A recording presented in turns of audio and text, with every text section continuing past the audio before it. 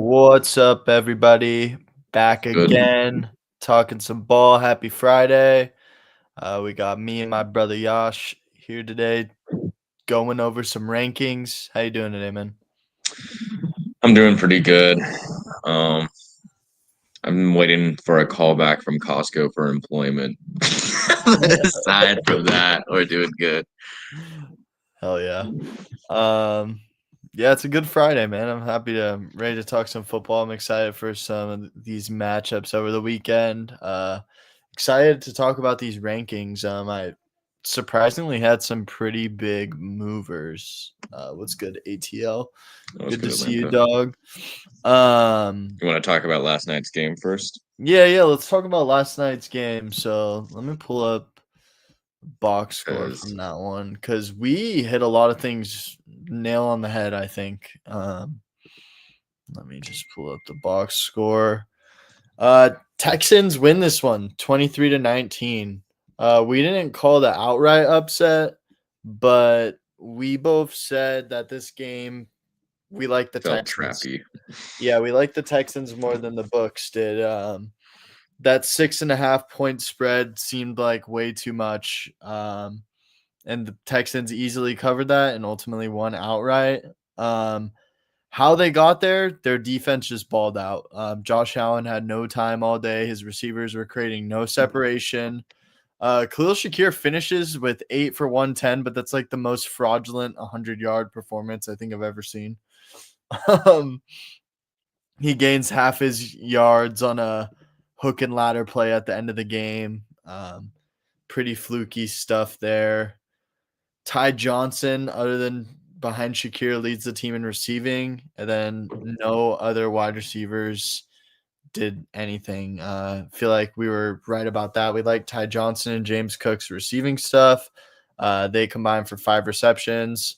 I told you guys I didn't like any other Bills wide receiver in this one, and they all went over under their projected marks besides Shakir.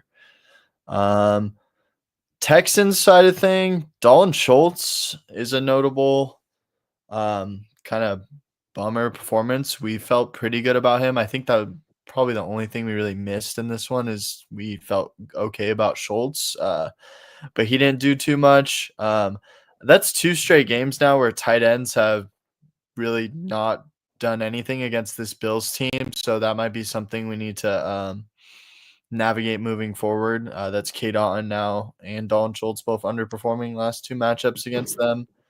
Jaden Higgins, on the other hand, pretty encouraging performance from him. What do you think about his game last night? Or 9 targets, which I believe is career high for him. Who? Jaden Higgins? Yeah. I liked the way they were using him, especially in the red zone. Like, I don't know if you saw when he got his touchdown, but they had thrown like the same exact route to him like 2 times. There's a little back Yeah. shoulder user, big ab body type stuff. So that's pretty encouraging to see. In terms, is Nico Collins like out? Like, I know he got like taken Yeah. out, but I don't believe he came back into this one, so a little worried about that injury for Nico. I think Jaden Higgins is like a very fair player to just plug and play for Nico Collins. I feel like that's in part like when they drafted him, I was a little confused because like another 6'4" big guy, right? But I Mhm. mean, it's working out for him. I mean, he's shining, and I think it's malpractice how they're using Jalen Noel. He I think did you return, by the way. Just you can talk more about that than me, the Jalen Noel stuff, but I liked how they were using Jaden Higgins. mhm. I think it was encouraging stuff, especially if you own him. I'm pretty sure he's only like 20 to 30% rostered in ESPN leagues. Pretty Yeah. nice pickup. Yeah, he was getting used a lot. He did have one play that where he had a big gain on the sideline, but just wasn't able to get his feet down. So left a Oh, couple yards on the table there. But other than that, he was getting just throwing the ball a lot. There was another play too where him and Davis Mills just weren't on the same page. Mills kind of expected Higgins to keep running upfield, and Higgins kind of slowed down out of the route despite his corner falling. It was just that would have been a big play kind of left on the table there. So definitely some yards left on the table in this one, but usage is super encouraging. Jalen Noel, on the other hand, I'm super frustrated as a Jalen Noel believer. I guess Christian Kirk like had a good day, 5 for 54 and a touchdown. Like on paper looks pretty good. Um, but honestly, if you're watching this game, it didn't feel like it was anything particularly special. Mhm. And I just feel like Jalen Noel is a much more explosive player um, than him. I feel like the Texans are kind of wasting him, but he's probably going to be more of a next year play. Woody Marks relatively disappointing in this soft spot. Only, I thought he looked good, dude. I was yeah, watching the game. He looked really good. he looked good. Like on terms of real life, 16 carries, 74 yards, 4.5 per carry. I think the reason he didn't get there for fantasy is obviously only the one reception that went for -5 yards and then no touchdown, obviously. But in real life, he did look good. He was getting used in short yardage situations and looked pretty good. Like for being a small back, he looked pretty strong. He was Like running falling hard. forward. Hmm. But he hasn't been able to get there in the red zone. I think that's also kind of an offensive line thing that the Texans have had all year, where when they like get down to the goal line, they just can't block in the run game, I mean, and did have you to see settle the for a stat lot of they kept field on goals. bringing up during the game? The lowest red zone conversion rate in the league, or Mhm. second worst, is the Texans. Like that Yeah, doesn't fare well for running backs. So yeah, it adds up. Yeah, and he, as Frosty said in the chat, hasn't been catching passes. Yeah, that's the worry with him right what's good, now. Mando? I still feel pretty good about Mark's rest of the season. We'll get to him in the rankings. I actually don't know if I think I need to add him in the rankings. But I think that's a good segue to just get right on into our rankings. We're moving some stuff around. So I think this is Yash's first look at my rankings too now. Hmm. Um, Would you for, would you play Pittman over Jalen Warren if Jalen Warren's playing? Because that's Frosty's question. Let's answer all these before we move on. Always feel ye- bad. yes, I would play Jalen Warren over Pittman this week. Then what's good, Mando? Yeah, the Chubb usage was kind of weird, Atlanta. It was like kind of there, but like negligible at the same time. Did you end up taking that 9.5 yards? Yeah, that hit for us. We just got sold by the Josh Allen rush yards. He finished 5 yards short. Dude, how many Annoying. times did he get sacked? Like 5 times, Eight damn sacks. near. 8 Yeah, sacks. like, dude, I was watching it as a Josh Allen owner, and I was like, dude, like, what am I watching? Like, get this man some help. Get Josh Allen help, bro. Where like go pick up Brandon Cooks, dude. Like, I don't care. Like, get this man some help. I don't think Brandon Cooks is gonna do much He's in this not day and age, he's not but the answer. I do wanna add on to that, before we get too deep in the running back rankings, this is just a side tangent about the Bills and what they're doing as a franchise.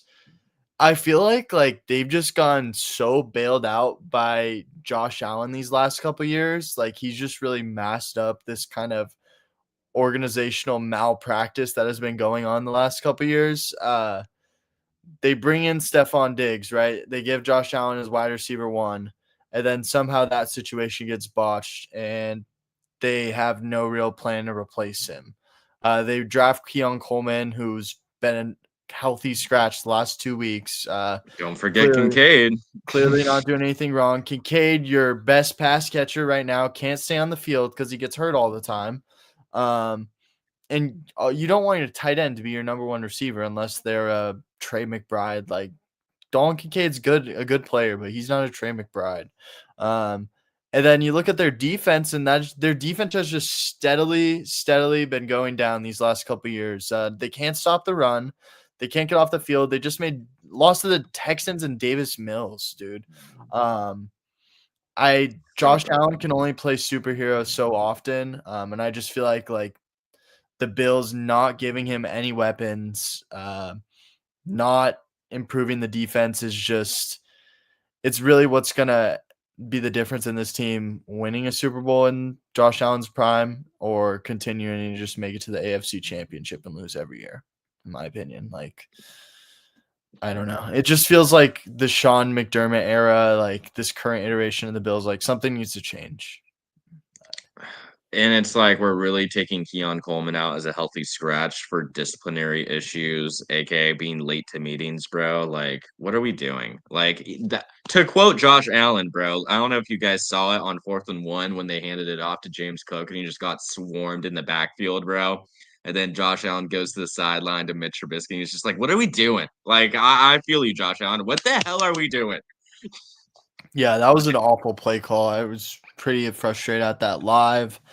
I just don't understand how you don't put Josh Allen, put the ball in his hands in that situation. I mean, you saw him on the first 4th and 1, bro. By the way, on that first 4th and 1 they had on their like own 30, that was like insane, dude. Seeing Josh Allen just fly over the line, like, oh my god, it was beautiful, beautiful stuff. Yeah, but yeah, that's my Bills rant. Just I get frustrated by them as Me a too. as a Raiders fan who just preys on the Chiefs' downfall. Like not seeing the Bills just continually like get stuck on this hump is like super frustrating. All right, let's get into running backs. So I was going through this and definitely adjusted some things, particularly in this like low end running back 1 to mid RB2/low RB2 range. So everything at the top 5 stays the same. We got CMC, JT in a tier of their own, and then we got Gibbs, A-Chain, Bijan. I was looking through points per game when I was going through my rankings and seeing like how this is kind of playing out, and this adds up, right? We got Jonathan Taylor, 27 points a game, CMC, 25 points a game. They're in a tier of their own. And then we got A-Chain with 21, Bijan with 21, and Jahmyr Gibbs with 20. So I think that's a pretty fitting range to have these three. Bijan could be at the top of this. Gibbs could be at the bottom. A-Chain could be at the top. Like, I think those three are pretty interchangeable for me. Just kind of got to play the matchup game with them. And then B tier, we got James Cook, Javonte, Saquon, and Josh Jacobs. And I actually moved Josh Jacobs down a little bit. That's my biggest move here. And the reason I did that is obviously like he's dealing with the injury now. He's kind of been dealing with injuries all season, and it does seem like he will be playing through this one. But I just think that means we're going to see a little bit more of a workload for Wilson, a little bit more of a split, just playing it safely. Obviously, the Packers have aspirations of making the playoffs and moving forward in those playoffs, so they want to keep their guys healthy. I think we're going to see more of a role for Wilson, and also looking at the Packers running back schedule, it's really tough rest of the season. They have the 29th toughest running back schedule from here on out. So that's why I'm moving Jacobs down. Fair enough. Yeah. I haven't looked at it, but Saquon and B just I don't remember the last time I got something good out of Saquon, and Javonte is just running touchdown cold, so I like keeping him there. But The reason I have Saquon still there is because his rest of season schedule is like nutty for running backs. He's got Dallas this next week, then he's got Chicago, Chargers, Raiders, Washington, and the Bills. Which is crazy that the Cowboys and the Raiders are probably the toughest two matchups he has rest of the season. crazy, yeah, he should smash in playoffs. So I think Saquon will smash rest of the season. I feel pretty good about him. ATL, yeah, Hunt is probably like bottom of F right now. I don't know if I have his. I don't know if he's on here, but he would be bottom of F. I think like maybe right ahead of Tyler Algier right now. Just put like Isaiah Pacheco or like Rashard Smith there for now as like a placeholder. Yeah, I'll put Rashard Smith, but that means Kareem Hunt, guys. Actually, I'll do Pacheco. Pacheco got ruled out again this week, by the way. Other running backs. Well, first of all, anything you notice of these guys, Josh, that you think is interesting or anything you disagree with? I moved Travion Henderson way up. I moved Chase Brown up a lot. I would say I would swap Hendo and Chase Brown. As much as I had a negative take on Chase Brown last week in terms of his receiving usage not being sustainable, I mean, Bengals got one of the lightest running back schedules rest of the season. They also have Joe Burrow coming back. Chase Brown is still playing good football. Chase Brown showed us last year he can play good football. I like Chase Brown. I think I would rather have him over maybe even Derrick Henry right now. I think he could be a C tier guy. Yeah, I was thinking about Chase Brown C tier. Um, I moved him to the top of D, and the reason I did that is, like you said, easy running back schedule rest of the season. He's got the fourth best running back schedule, and then he's got the Ravens, Miami, and Arizona throughout the fantasy playoffs, which are Ravens aren't the best matchup as of right now, and Dolphins have been a little better, but it's still not a matchup I'm necessarily afraid of. And then the Cardinals have been bad versus running backs. And he's just been trending up usage wise, too. He's got 15 or more touches the last 3 games, 19 receptions in the last 4, which is just insane for a running back. And then we also know that Joe Burrow is going to be returning. We know the defense is bad. They're going to be in a lot of positive game scripts, high scoring game environments. And talking about this Bengals like offense too, if you guys remember now, Chase Brown was absolutely smashing down the stretch of last fantasy season, right? We look at what he was doing at the end of last season, and let me just read off some of these performances to Insane. you. In fantasy championships. Sorry, trying to go to 2024 right now. Yeah. Whoa, we got a viewer from Russia apparently. That gotta be fake, bro. What? What up from America? But yeah, talking about Chase Brown, down the stretch last season, he went for these are his last games in PPR fantasy points. Week 17, 13 points. Week 16, 13.9. Week 15, 26.3. Week 14, 24.3. 13, 19 points. 19 points, 23 points, 26 points. That's after week 9, over 15 points in all but 2 games and over 20 points in 4 of those. I don't see why he can't do something reminiscent of that down the stretch with this really solid running back schedule rest of the season. I'm bullish on Chase Brown from here on out. But I'm also bullish on Travion Henderson. You talked about him a little bit, but he has the best running back schedule from here on out. Week 15, they have the Bills. They got the Ravens week 16, and then just the dreamy matchup in the fantasy championships. Week 17, he gets the Jets, who we just saw him go nuclear against. And he's had 15 or more touches each of the last 3 weeks. Even with Ramondre coming back, I'm still anticipating anywhere from, say, 12, 15 touches a game for Hendo.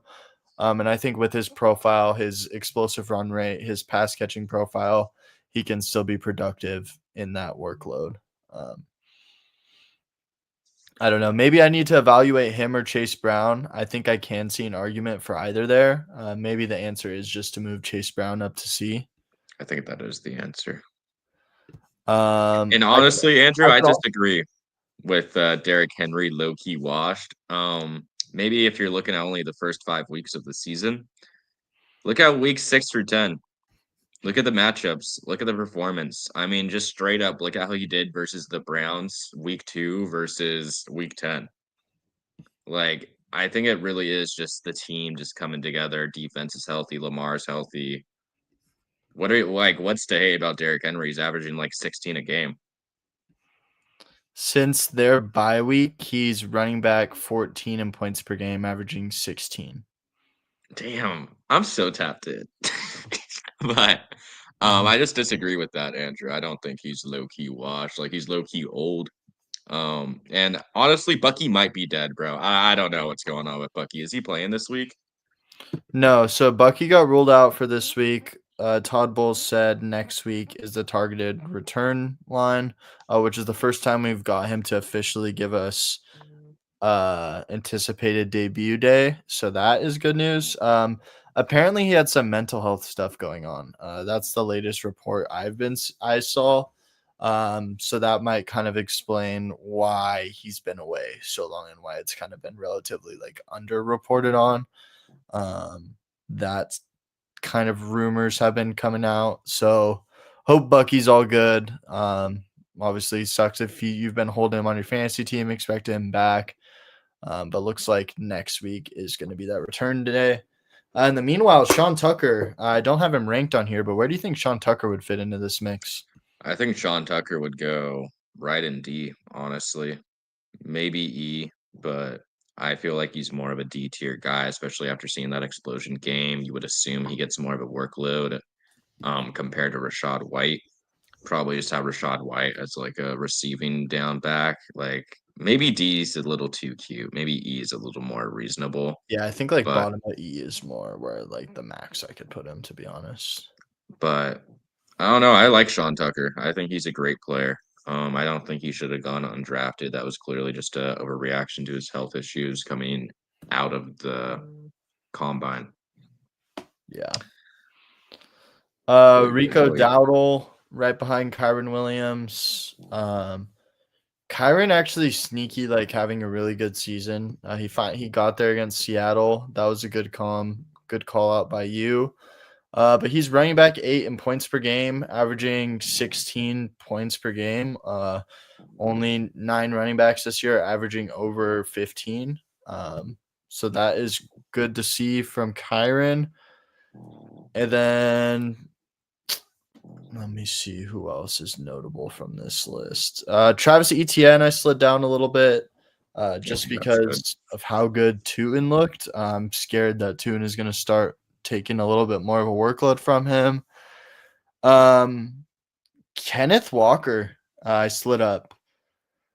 Coming off his he's coming off his season high of 19 touches. If you listen to some coach speak around Kenneth Walker in one of their press conferences, Mike McDonald, the head coach, was saying that Walker has earned some more opportunities. And seeing him have his best game of the year against the great defense that we know is the Rams, certainly encouraging for Walker.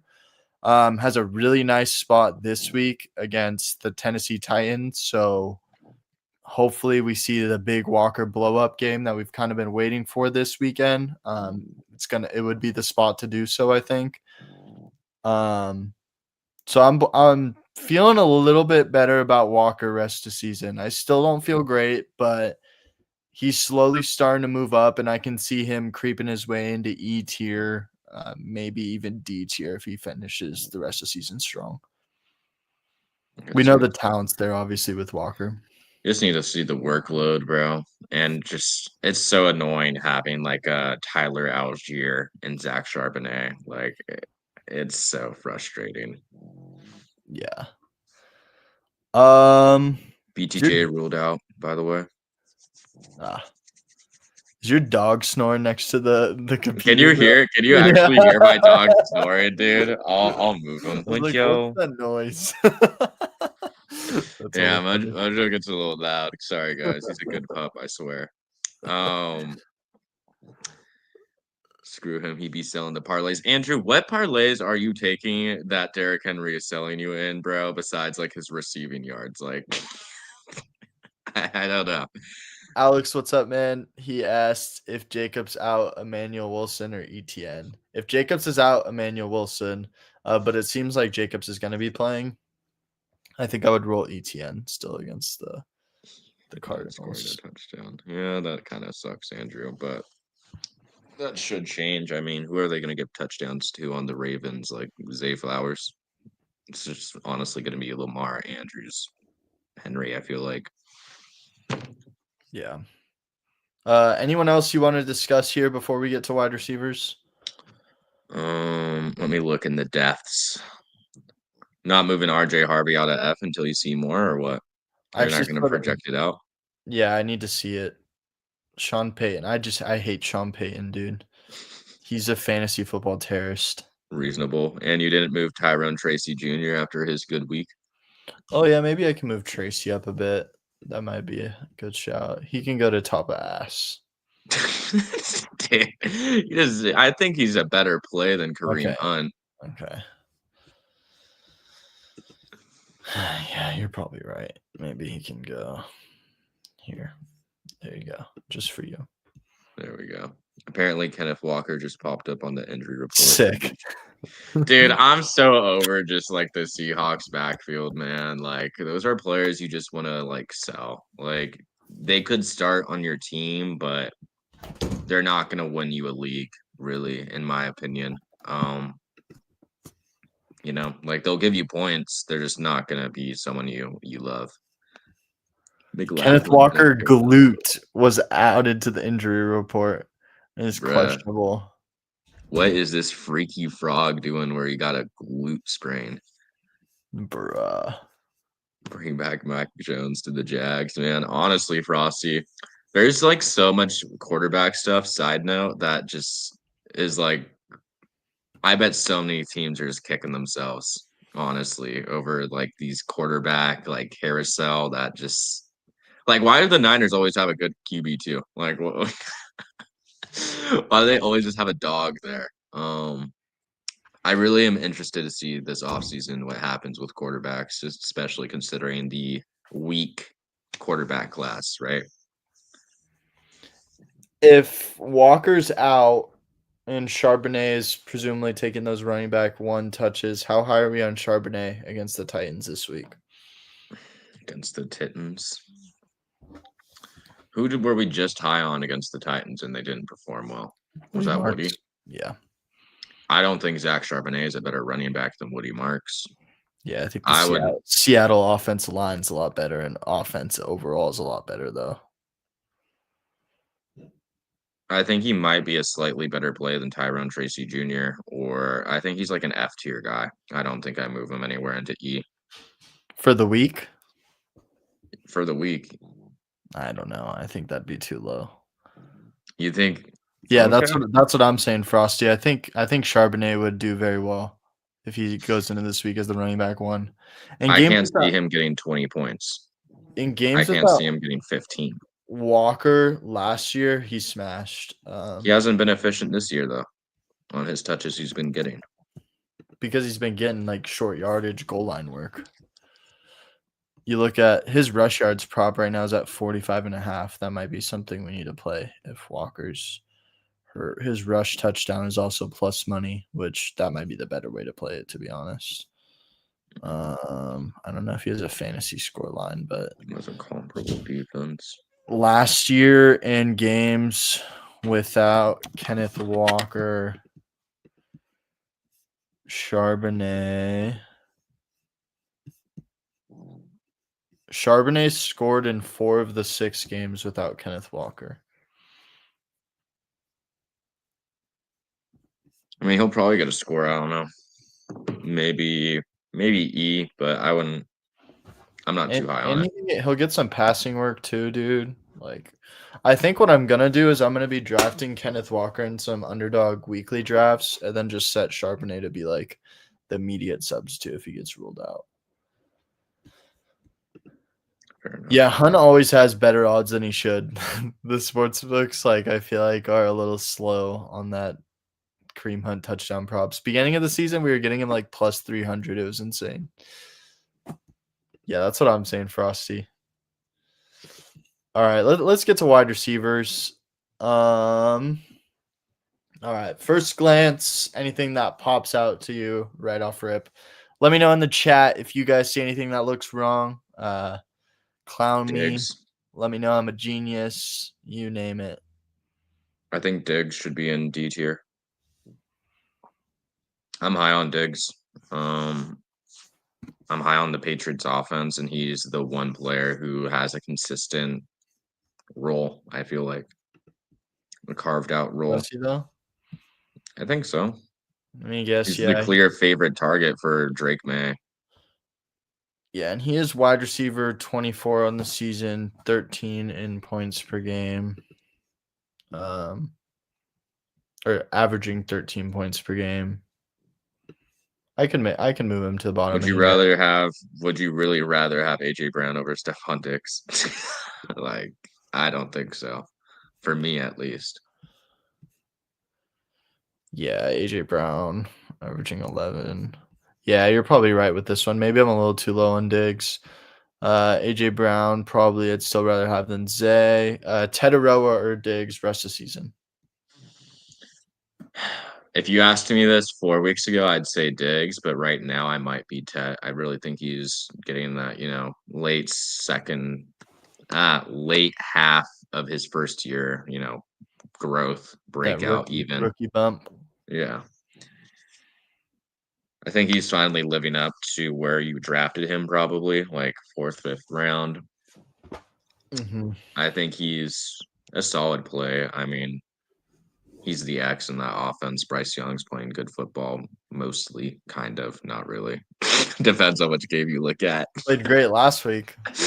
Yeah, depends on the game you look at. But there's worse quarterbacks starting. Let's put it that way. So I like Tet now. He's a solid play. Yeah, I like Tet. He's moving up for me.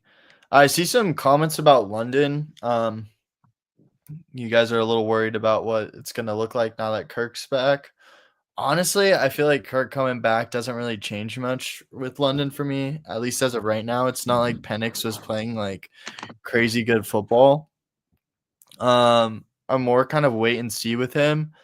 And honestly, if you're looking at like what he's done on the season to this point, on terms of like points per game, he's actually closer to the S tier guys than he is to the A tier guys. Especially these last couple weeks, since wide receiver or since week 6, he's the wide receiver 1 overall. And just been trending up really these last couple weeks. Sucks now he's dealing with injury, so that's kind of why I couldn't include him in S. And I actually moved CD Lamb behind him.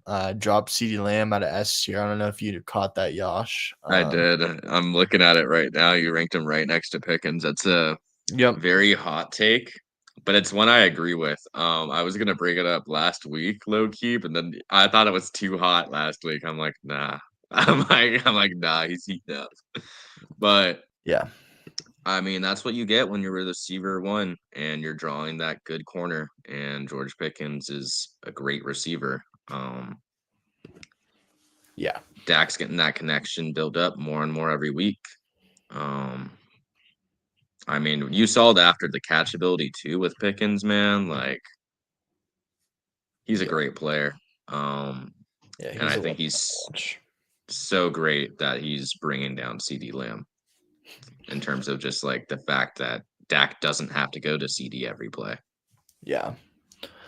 I will say, CD, the reason I still have so Pickens is ahead of CD Lamb in most statistical categories as of right now. He's higher in points per game, he's higher in overall fantasy points, and he's higher in most statistics. He's like the But receiver 2 on receiving this year, isn't he? But yeah, on terms of fantasy points per game, he is the number wide receiver 6 in points per game, averaging 19 points on the year. But I will say this, in games where both him and CeeDee Lamb have both played, CeeDee Lamb has outperformed him in 4 of those 6 games. So we're still seeing Lamb for the most part control that wide receiver room. Pickens outperformed him this last week against the Raiders. I think that was honestly more of just like a matchup thing. And then he also outperformed him in week. I take it back. The only week he outperformed CeeDee Lamb was this week, actually. Other than that, CeeDee's outperformed him in every week where they've both been on the field. Which is just something to keep in mind on. Yeah. Frosty, you said it better than I could. I think, and we kind of were early to this, but the big loser in this Cowboys offense has been Jake Ferguson for sure. Mm-hmm. He's just really lost targets. And now he's kind of losing steam in the tight end world. Yeah, we'll get to tight ends in a bit, but that's why I did that. I still think they're both A tier guys. I kind of have them 1A, 1B. Both capable of just massive ceiling weeks. I think that's why they are where they are. I slid T. Higgins up a good bit. This B tier is where I think I really shook things up the most. I moved T. Higgins up The reason for that is that since week 6, he's wide receiver 6 in points per game, averaging 18 a game. Obviously, we know we're getting Joe Burrow back. We can expect that offense to take a bit of a step. We know the defense is bad, obviously. Great game scripts. And looking at his playoff schedule, he has a nice set of games. He's got the Ravens week 15, Miami week 16, and then he's got the Cardinals in week 17. What are your thoughts on T rest of the season? I like him, honestly. I think B tier is, I mean, that's where most people assumed he would be preseason, I think. And I think he's finally just showing that. He's a boom bust guy, always in my eyes. I always have a hard time looking at his floor as a high floor. But in fantasy, you do shoot for upside, so it makes sense for him to be in this tier. I think he does stand out in this tier though, as like the most boom busty guy. Um, Compared to Nico, Abuka, and Waddle, I just feel like they all have more secure floors, which is kind of what I look for in players this high, like in your, what is this, top 12. So, I mean, for me, he'd probably be bottom of B, but I mean, that's just like small nitpicking stuff. I mean, it doesn't match the production though. Like you say, he feels boom bust, but like when you look at this season, like since week 6, he's outproduced all those guys. He's averaging more points per game than Nico Collins. Is that when they got Joe Flack? Week 6, or was it sooner? I think it was week 6. Yeah, I think week 6 was the first. No, he's got a 10-point floor.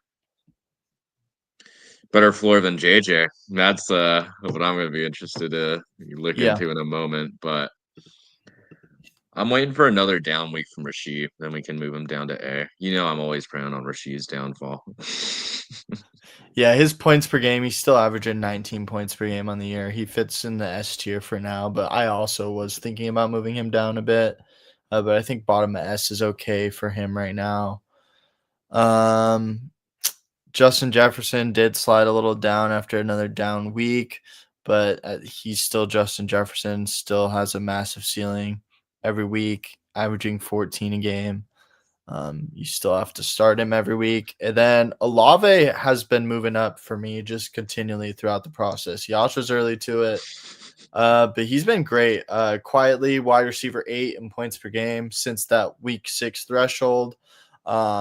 In the only game so far without Shaheed, we saw him go for 21 PPR points. We know that the Saints are not a good team, obviously, and are going to be playing from behind in most spots. So this leads to relatively mostly positive game scripts for Olave. And he's got a solid fantasy playoff schedule facing the Panthers, the Jets, and the Titans those 3 weeks. Those 2 weeks, trading Genty for Kyron, celebrating the win. Good stuff, Connor. Good stuff. W. Yeah, we were hating. We were hating on moving off Genty, but I think that was a good move for you to make, Connor. W trade. Who are your guys' top 5 picks in redraft year? Jamar, JSN, JT, Bijan, Ajan. I don't know if I that's put interesting Bijan for in us. my top 5. I think CMC needs to be in the conversation still too, as long as the assumption is he's back with the Niners. I think you got to go JT 101, right? We do know how hard it is for running backs to repeat RB1 seasons.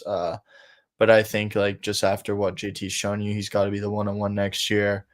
I would still play Jamar Chase 102, probably JSN 103. And then A-Chain, I need to see if Mike McDonald's back. McDaniel, yeah. If he's not back, then it could be a question mark with A-Chain. Would you rather have Puka over Bijan next year? That's where I'm at. I'm not liking the Puka disrespect. Probably not if Devontae Adams is back, because Puka's just not getting the touchdowns. Yeah, but Puka's been injured. I mean, dealing with injuries this season, and he's still receiver 4. Mojo, you are such a sleepyhead. That also is Puka though. Like he just, with his nature of play style, like he does kind of just tend to deal with injuries.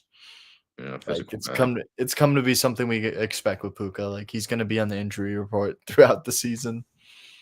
Sports books have Jacoby Myers decently favorable for a touchdown this week. Do you have Jacoby on here? Yeah, he's F tier. Did you move anyone from your F tier, or did you just kind of leave it? I left this. I didn't touch it. This is the Shadow Realm. Matthew Golden, I think, deserves to stay there until we see not even him do something. We just need to see the coaching staff let him play more. Jerry Judy, I guess, can get added to the Shadow Realm. Maybe he's like here. Andrew sent me another, cherry picked stat of like separation, and Matthew Golden is like top 10 in separation apparently this year, but he's only playing 30% of snaps, right? Fun Small story. sample size. Rookie year of JSN, he only played what I think 60% of snaps. And I had traded Anthony for JSN, and my mastermind analysis for JSN was I loaded up an Excel sheet and I just adjusted all of his yards for if he played 100% of snaps, and it made him a 1,000-yard receiver. I was like, okay, bet. Like sometimes it really is that simple, right? If you see a player that's talented and in your opinion you just don't think they're getting the play time, like Matthew Golden, sometimes it's not a horrible dynasty buy or a underdog bet to make of just like, like let's just project that this guy plays more next year, you know? Obviously, probably not going to be the case this year, especially with Jaden Reed coming back. I would have hoped it would have been this year with how many injuries the Packers were dealing with. But Matthew Golden, someone to always keep an eye on. Interesting talent. But I think you can take Jacoby Myers out of this tier and same with Khalil Shakir. Where do you have Wandale on here either? No. All my boys. But Wandale would be in this mix. I just don't have his All my name on this. PPR scam boys. Jaden Higgins. Can we put him on this radar? You can put him on the radar. Where is do they have Malik Neighbors on here? You can just put Malik Neighbors as Wandale's placeholder. Okay. He'd probably be like right ahead of Josh Downs. Right behind. Because I think I still have Jacoby here actually. You need to see it more. Yeah, and he's been getting targets. Yeah. And he had a touchdown called back first game with Jacksonville. Like, eye test, he's looked good too.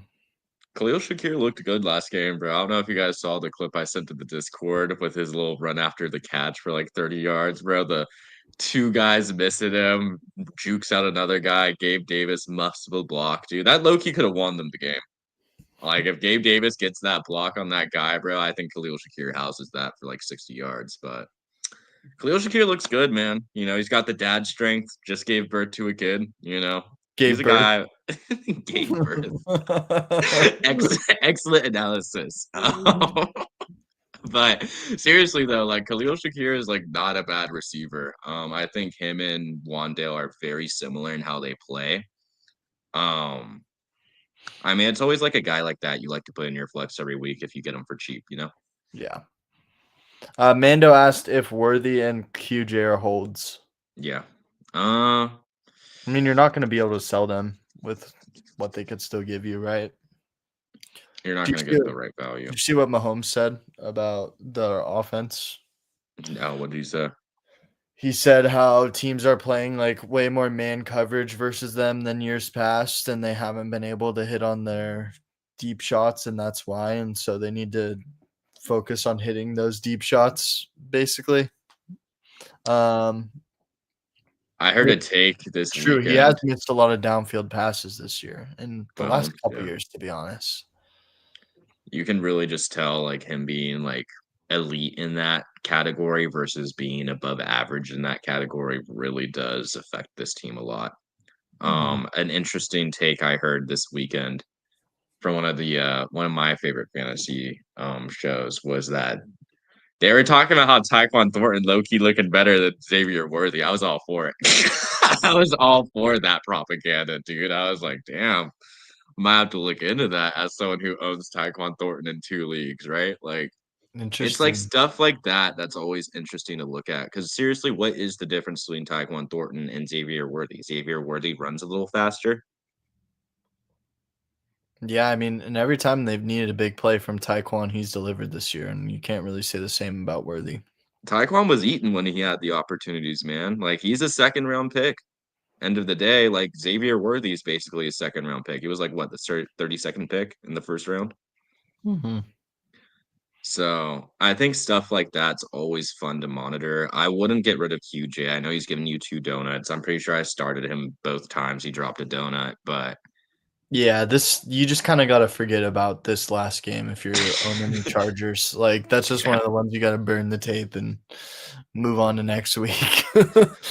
Their offensive line was just so bad in that one. I do think, though, like, if the Chargers are playing a team with a good defensive line now, you need to be really careful about playing people on that team. I'm looking at this feed here.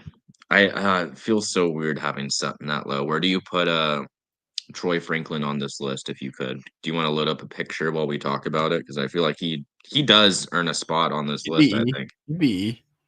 He'd Next to probably be Sutton. ahead of Juwan, ahead of Worthy, yeah.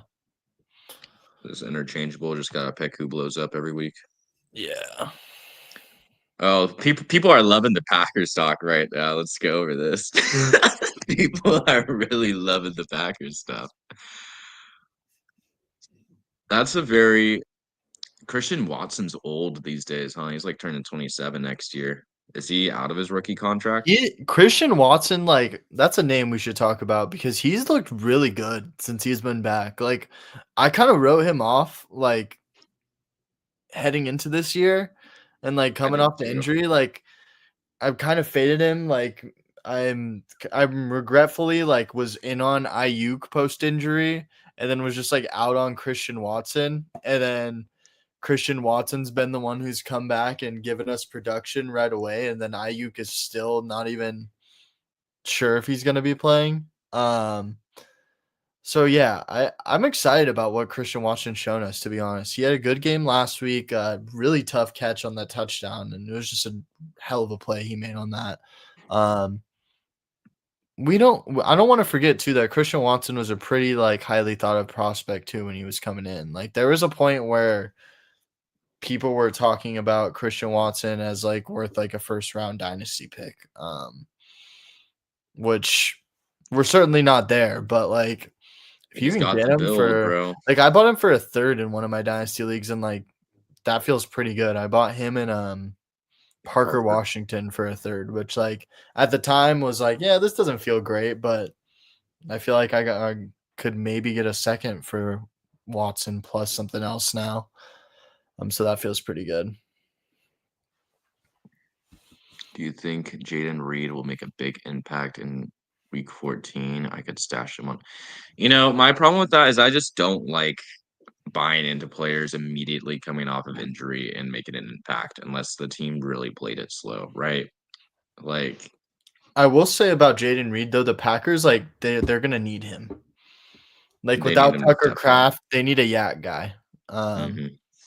so I would say yes, but I do hear what you're saying, Josh. Like, it I is wouldn't start him week 14, let's put it yes. that way. Good Yeah. stash for like 15, 16, Uh 17, but week 14, if I need that one, I'm yeah. not starting him. And he's pretty boom bust, just the nature of, like, how he's been up to this It's point, like but I all the could Packers. yeah. No way So Atlanta would have traded for Taekwondo. What? Is that what? Atlanta, why would they do that for Darnell? You really hate Darnell like that? I think you also said Darnell biggest heartbreaker of this week. Yep. yeah, Keenan would also he would probably fit in this E right next to Troy Franklin, ATL, to be honest. I just don't have his name on this. I can Do you know if hold Dubes on. or Watson are playing? I'm gonna get this figured out real quick. I'm gonna get Keenan and Troy Franklin on here. Give me a minute. CBS and Fantasy Footballers Podcast and Fantasy Pros all say that Romeo Dubes is playing week 12. Frosty. And then Watson, I would assume it's probably just like cautious, questionable, making him limited at practice. Let me check on that. I'm guessing the Packers just got done with practice. Yep, Watson also just got cleared. So yeah, there's your answer. Got you, Frosty. That said, just stash Darren Waller. Long shot, but he has a great playoff matchup. Honestly, long term, I like Greg Dulcich on the Dolphins. I think he had a lot of hype when he was on the Broncos. And I mean, he's not playing horrible football right now. He's getting a large snap share too on the Dolphins. But I mean, if you have open IR slots, I'm a big believer in like you should see all of my leagues. I have like maxed out IR slots. I got a guy who's like questionable in my IR who I just keep there until I have to like pick up more players. Like I be getting scammy, bro. I pick up everyone. Like All right. Any other wide receivers you want to talk through before we get to quarterbacks? let me see. Let me know in the chat, guys, any differences you guys see in these rankings. Anyone we're too low on, anyone you guys think we're too high on, anyone you think we nailed it right on the money. Appreciate y'all that are in here today. Make sure to drop a like, drop a sub, join the Discord if you haven't already. It is free to join. Always in there hanging out. Sent some prize pick slips for some NBA today in there already. We're gonna cash today. I'm feeling it. Does the squeaky wheel stuff with AJ Brown worry you about Devonta Smith? Because it looks like they made a very concerned effort to get AJ Brown the ball last game, and also couple that with JMO. What is it going to take for him to rise up into C tier? Oh yeah, so JMO, if he gives me another good week, I'm moving him to C. JMO's been smashing. He's another name. Or are you staying off him? Like I feel like JMO is a lot of people are looking at JMO and they want to trade for him. I'm one of those people, right? Like literally last night I'm like, damn man, like who can I send like a little Q pack like a Rondé Gadsden and Alec Pierce? Does that get me JMO? Like that was like what I was looking at, because I'm buying into it, dude. Like he's a first round pick. He's I think he's the only first round pick like receiver or like skills player they've had besides Gibbs. Let me name all these things JMO has going for him, right? He's outproduced Amon-Ra since week 6. He's over 15 points in 4 of his last 5 games. He is the 5th best wide receiver schedule rest of the season. Sam Laporta, just a report came out today that he's going to be out the rest of the year. He's the number 2 target getter now on one of the best offenses in football with a great wide receiver schedule rest of the season. Like, what is there to not like with JMO rest of the season? I know he wasn't giving us anything in the beginning of this season, and it really had us pessimistic on his outlook. But with everything that he's given us these last couple weeks, I think we need to reevaluate our stance. And I think he's very clearly top of D. And like I said, if with another good performance, I think I'll have to move him into C. Yeah, I think that's where I'm at with JMO. ATL, yeah, Mike Wilson is also an interesting name. Great spot for him to have another good week today, or another good week against Jacksonville. But yeah, I agree with you. Another good week. The only abuse I do to my dog is I give him too many belly rubs, I swear. I just told Mojo to come here, and then I started petting him, and then he calmed down. All right. You want to get to quarterbacks? Did he answer Mando's question? Rome for Lad? Oh, yes.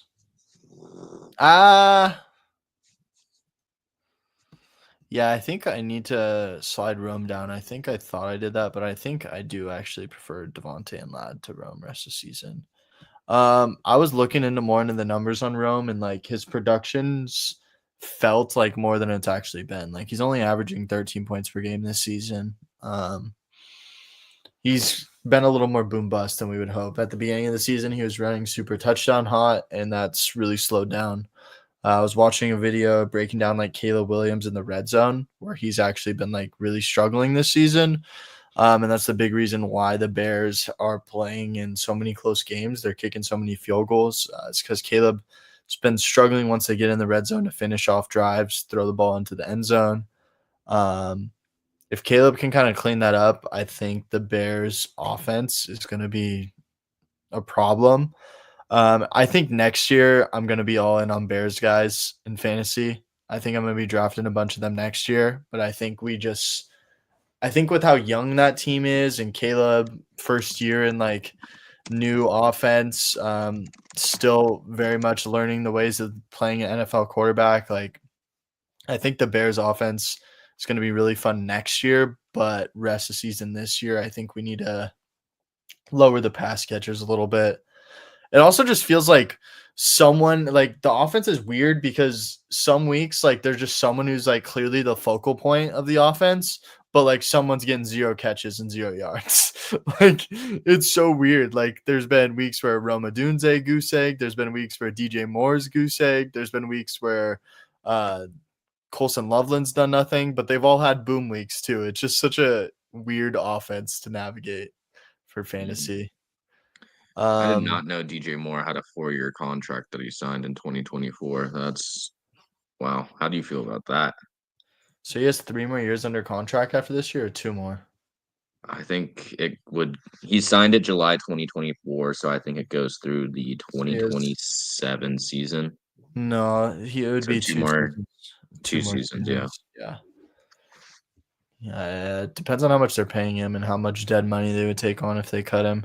110 mil over 4 years, 82.6 guaranteed. Wow. I can't Yeah, give him that much I money. I do not. I never realized it was that bad either, dude. And he's not doing like Panther stuff really. Mhm. Any other wide receivers we should talk about before we get into quarterbacks? What does it take for Brian Thomas Jr. to get out of D? Will he even play rest of the season? What are your thoughts on him? My Yeah, least favorite player. I just kind of have him buried until we see him play. Fair enough. Or what do you put Parker Washington on here At next to top of Jacoby? F. Top of F. Better than Jacoby. Yeah. There you guys go. Right about with him. All right, let's get into quarterbacks. We're gonna rush through these. I do want to do some best ball drafts for the weekend, so I want to rip through quarterbacks and tight ends first. Finish off these I rankings, don't think there's a and ton then of we can analysis for these, to be continue honest. to answer questions. Yeah, only thing is I slid Herbert down with the offensive line concerns. I swapped out Joe Burrow with where we had Joe Flacco, and I slid Josh Allen to my quarterback 1. And I actually meant to move May to my quarterback 2 over Mahomes. Yeah, that's where I'm at with quarterbacks. Brock Purdy could maybe have an argument for C tier. That's about it. Is Sam Darnold a faller for you? Do you see Maybe him dropping down to C tier eventually? Bo Nix should be here. As much as I don't like Bo Nix, like we talked about how nice his fantasy schedule is rest of the season. DeAndre Swift of quarterbacks. I think Purdy slides into that, and that Yep. feels pretty good. Let's talk about tight ends real quick. McBride, Bowers, clear tight end 1 and 2 for me. I don't McBride, know how I feel about Bowers being up there. I feel like Trey should just be in his own tier. I feel like Bowers is closer to Kittle and Warren than he is to McBride. that might be fair. Remember beginning of season when we were taking some questions on McBride and someone was telling us like how they didn't feel like McBride was really separating at the position and like they felt like they wasted a pick and they wanted to move off of him. I remember we were like, dude, just hold McBride. Like he's gonna end up separating. Now you look at the stats, and McBride's averaging 18.5 PPR points per game. The next closest tight end is Brock Bowers, averaging 15 points at the position. McBride is averaging 3 PPR points per game more than the next best tight end. So maybe he is in a tier of his own. That's insane getting a tight end averaging 18 points for you. Talking through it, I need to move Bowers. Then you got Bowers, in the Kittle, week. Tyler Warren, Kelsey, and Gadsden. Warren or Kelsey was one I was struggling with. What's your take on that? Let me look at the numbers, but Kelsey feels really good this year, especially considering where was he going on underdog? Like round 9. Yeah, I he was thought going that real was late. just disrespectful, honestly. I'm like, no way Kelsey finishes outside the top 12 tight ends, right? Like that was my thought process on it. Clearly he's got more left in the tank. How's he been doing lately? Wow, he's been smashing versus Warren. I will say this. Warren hasn't been smashing nearly as much as Kelsey these past few games. Mm-hmm. But these past few games are also the worst games we've seen from Daniel Jones all season. True. Coupled with the fact I'm looking at his play week 14 to week 17 schedule, Jags, Seattle, San Francisco Jags, like I don't hate most of those matchups. Like 2 Seattle, pretty matchups against rough. the Jags is really nice. Yeah. And as far as flea flicker's concerned, those are all like bottom 6 defenses for tight ends, right? Yeah. So I like Warren a little bit more than Kelsey, but like they deserve to be right next to each other, I think. Like I think that's a very good ranking. Kittle obviously probably gives you the highest. Does he give you the highest ceiling? Yes. Let me see. Yes. Does he? Like I love Kittle. As a Niners fan, I love Kittle. I love I me think some Kittle. I Oh think my he's god, still back just to the back most 27 explosive games. tight end behind Brock Jesus Bowers. Christ. Good playoff schedule too. But that week 14 bye week really sucks. Like you really only got what, like 8 games out of Kittle this season. Yeah, it's tough. But the rankings are for rest of the season, not for I where we know. are now. It's just gross to think about picking him like 3rd, 4th round and he's just doing this to you. Considering the receiving core for the Niners, I would say that I guess that's appropriate for Kittle, but like personal bias, I think I'd rather have Warren and Kelsey over Kittle right now. But I think this A tier is pretty stacked. If you're a competing team and you don't have one of these tight ends, you should probably trade for one. I don't know how else to put that. Like you might get by with a. I don't even think you're gonna get by with a Jake Ferguson. I think you might get by with a Goddard or a Otten if you play the matchup or a Jawan Gadsden. Dodson. But you really just need one of these S tier to A tier guys. Like if you're in the playoffs, like you better trade for one of these guys because I think tight end is really where you're seeing like that positional advantage. Like look at Travis Kelsey to what anyone in C tier is giving you on a week to week basis. We're not just looking at Dalton Schultz dropping you 20 on a random week, right? Which, by the way, he should have done this week. I don't know if you saw those 2 dropped passes or like 2 like slightly overthrown passes, Dalton Schultz in the end zone. But I mean, if you don't have a SA tier guy, you might be looking at a little bit of a positional disadvantage come playoff time. Should I pick up Darren Waller? I have Mason Taylor. And since Sam Laporta had back surgery out for the season, should I pick up Brock Wright on waivers? Gross question, guys. Oh, I feel like we skipped some. Okay, I think Tudor. How high would they draft? Would you draft Trey Vion Henderson or Trey McBride or Trey Vion McBride. Henderson? McBride. I'd say late. He's probably going 1-2 turn next year, mid-second. He's probably going like pick 16. Like literally where people were projecting Bowers out this year, I would say that you could just pencil in McBride there. Yeah, Me ATL, too. fair concern. I feel all right about Ladd, even with the O-line concerns. I don't think it's going to be quite as bad as it was this weekend, where I think they're going to kind of be able to scheme around it a little more like we saw against the Steelers. We know the Steelers have a good pass rush, and their offense was able to move the ball against them. So I think it's just going to be maybe a little more boom bust with them. But I'm worried, but I still think we'll be able to get some decent fantasy performances. As far as Brock Wright goes, I think he's kind of just a guy. Like I Yeah. don't know if I really want to pick him up despite the injury. I think if any of these other tight ends I have listed are still available, I would probably prefer them. Maybe not like Chig, Jonnu, Evan Ingram, but anyone else on this list I would prefer probably. Mason Taylor up. Mando, I don't know, man. I don't know if Waller's coming back. Like that's been a pretty underreported situation. It's not something I know if I really want to be banking on. It's not like you're missing much with Mason Taylor, like if you were to get rid of him, but he might be a hold with Tyrod Taylor once again taking the QB job. It's just kind of a wait and see for me. I would just hang on to Mason Taylor. Yeah, I think Mason Taylor is a firm hold. I mean, most of these tight ends are probably on your waivers. I feel like Hunter Henry got dropped a bunch. Brenton Strange got dropped a bunch because he was injured or he's just getting stashed on someone's IR.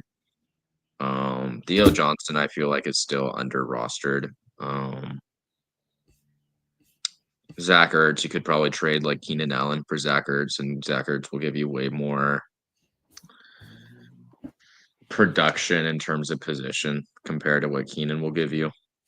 Mm-hmm. Like that's honestly how I kind of look at tight ends, right? Like you can send out like that bummy like guy who fell out of your flex spot and like get yourself a decent tight end. Like are people really holding Theo Johnson and like not willing to move him? Are people really not willing to move Harold Fannin Jr. with Shadur playing this week?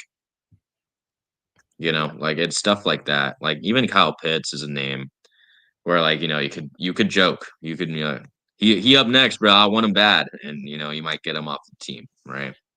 Mm. Starting Jawan this week, I Oh, like it. I do want to talk about Dalton Kincaid a little bit. I moved him up slightly. He's now at the top of C tier for me. And the reason I did that is even though he's hurt and hasn't been playing, seeing how bad this Bills offense looks without him, like he's gonna be, they're gonna be excited to get him back, and they're gonna get him the ball when they're back. I think Yeah. they're realizing how much they miss Dalton Kincaid right now. So I think he's gonna do well once he is back in the lineup. Who was it this season where we had that analysis? It was like someone wasn't played, and it made the entire team like worse. I forget who the player was, but we had similar analysis, and it came out to be true. Um, or was it someone playing so good Was that it it the made like Ravens with another player? Lamar? I think it was the It, Ravens with it Lamar. might have been. I forget. I There's know been that so was many the player situation. takes, dude. I get lost in the sauce. All right. I think that wraps up the rankings. Appreciate y'all who tuned in Oh, for the rankings. question is Noah Fant Yeah. a tight end streamer this week? Yeah, fan could be a tight end stream. It'll be a fun game. And it's probably I feel better about playing him at tight end than I do about playing Yoshi Voss probably. Mason Taylor or Noah Fant this week? Only Noah this Fant. week. Noah So there's Fant. a little streamer for you, Mando. Noah Fant, I think is projected 10 points or something like that. Just came off a 6 target, 5 reception game, 40 yards or something like that. Um, and compared to what other tight ends are giving you, that's about in line with what you're getting after the tight end 12. So Mm-hmm. We're going to pivot to some underdog drafts for the week, but that's going to wrap up the rankings. Appreciate y'all that are in here and tuned in for that. Make sure to drop a sub, drop a like, and that'll wrap up the rankings. should I pick up Bo Nix and Fab, trade $10? We're going to rip some hurry ups. Of course, this is the contest that we won not last week, but the week before. Took down first place, won $2,000, $3 draft, 20 entry max. Gonna try to take it down once again. Broncos have one of the easier quarterback Yeah. and receiver schedules rest of the season, right? Mm-hmm. They have a very good quarterback schedule rest of the season, especially in the playoffs. I don't like Bo Nix. I like his fantasy production, though. I say that. Sean Payton's coach speak and, is really supporting his quarterback. So that's always, let me hold a band, big bro. Yo, Ant, let Tudor hold a band, bro. Let's see if we take down one of these again this week. No, you should just come back to Vegas, put the entire winnings on black. Yeah, I'll put it all on the field and craps. One field roll. As crazy as it sounds, guys, like Anthony sucks at roulette. I don't even know how to explain it. Like this guy just Dude, stinks at roulette. that is not true. Like, yeah, you lost all of like your $12 on roulette. I like tripled my money on roulette. I'm like roulette goat. After you left that night, I played roulette for like 2 hours on $20. It was Dude, roulette's awesome. fun, dude. It was fun. In Reno, I turned $10 on roulette to 90, and that was electric. And that was how I was able to play craps with you guys the first night. Damn, Tutor, don't make me send you down the gambling rabbit hole. We do not endorse gambling. All right, let's look at this week and look at some of these ADPs since this is our first draft we're doing on stream this week. I did do 2 of these earlier today to kind of see how I was feeling about these ADPs. We land on the 101. I think JT I'm still taking over Gibbs every time, to be honest. You I like the know on Chiefs paper matchup? it's tough against the Chiefs, and Gibbs gets the nutty draw against the Giants, but I don't know. What do you think? Am I crazy to just not want to be fading Gibbs? I don't want to fade Gibbs. Gibbs on an offense with no Laporta, and he just had like a 40-point week like 2 weeks ago. Mm-hmm. Not something I really want to fade. Like, yeah, JT does that a lot, but I mean, And Gibbs has old, shown he does have the ability to break the slate along with JT. He just did a couple weeks ago against Washington. Yeah, we'll take Gibbs. We'll it's the probably best get some. defense that JT has played. JT got 165 on Denver, 76 on Rams. Jesus Christ, bro. Okay, he only got 45 against Pittsburgh. God, dude, looking ATL. at JT's game log is disgusting. It's insane, dude. 27 points per game as of right now is wild. ATL, they do like different promos throughout the week. They used to do a better one on Friday than the one they do now. Flex Fridays. They used to do Flex Friday where you'd get your money back if it didn't hit, but now it's just like a profit boost, which is kind of annoying, considering like how good it was before that. But I don't know. Did you tell my slips today, bro? We got some positive EV on one of those. Shea's first half points, rebounds, assist opened at 20.5, and they bumped it to 21.5. Paired that with Kobe White, 4.0 assist, and now he got bumped to 4.5 assist. So we got nice EV on both of those picks. But back to NFL, talking about some ADPs. Travion Henderson, huge riser in ADPs on the week, but I think it's warranted. Great spot for him against Cincinnati. I paired him with McBride on the turn, and that felt like a pretty nice start. McBride Hendo for the week. I like Saquon over Hendo this week. Really? Against Dallas, even with like the improvements they've now made with the run game? It's personal, bro. It's that rivalry. Clearly, Black Badge guy agrees, but We're gonna go Hendo, and I'm gonna go Hurts. I are like you gonna try to playing. swing Smith I like playing Philly through the air this week more than Saquon and tush push? because AJ Brown and Smitty are both hella cheap, and then if we miss on them, Goddard's also cheap. I don't know why they're so cheap. Every year we see one of them boom. Well, and That's somebody's every game week log. we've been pushing up all the guys facing off against the Cowboys, and then this week when a good offense that's been playing not to their capabilities is up against them, we're fading them. That just doesn't make sense. I think people are just worried about how week one went for the Eagles patch catchers against Dallas. That's fair. Do you know how bad it was, or do I need to remind you? 1 reception, 1 target, 8 yards for AJ Brown, Yeah, I and for remember it being Devontae bad. Smith, it's 3 receptions, 3 targets, 16 yards. Let's look at Goddard. Bounce back. Goddard had a good game. I remember. 7-7-44. Yeah. No, I think this is a better spot this week. I think so too. I think that people oftentimes look at historical, like in-season data, and they just are like, "Yeah, same shit's gonna happen." Clearly that didn't happen for Derrick Henry last week. Divisional games are just weird too. Like the game script can really be Rivalry games, bro. This is bigger than divisional. Mm-hmm. Are you AJ Brown or Smitty this week? Dallas plays a lot of man coverage. Smitty tends to be a little better versus man coverage, but AJ I Brown thought is AJ also Brown would have been. AJ Brown actually I think is a little better against man. He's just huge. He's just a big boy. Yeah. I'm thinking Travis Kelce, AJ Brown start here. What do you think? Oh, you're gonna piss off probably the guy in front of you who goes Patrick Mahomes.